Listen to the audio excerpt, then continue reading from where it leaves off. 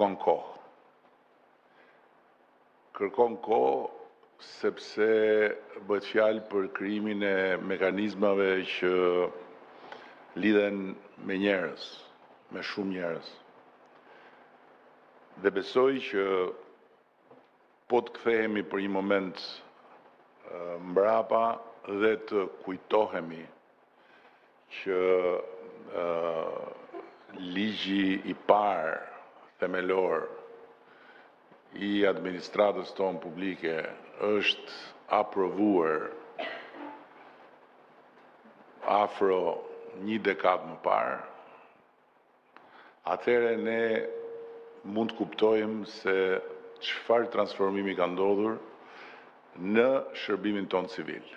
Dhe për gjithë ata që na ndjekin, është e rëndësishme të bëjmë dallimin kur ne flasim për administratë publike, kemi parasysh shërbimin civil, ku përfshihen edhe 4.000, mos gabohem.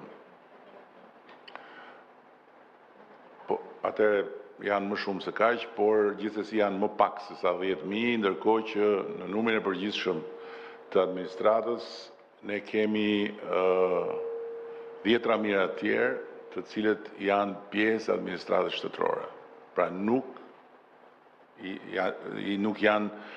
është i njëjti nivel dhe kjo është diçka që ne nuk e kemi unike në Shqipëri, është në shumë vende. Dhe nëse në administratën publike ku gjendet edhe gjithë ai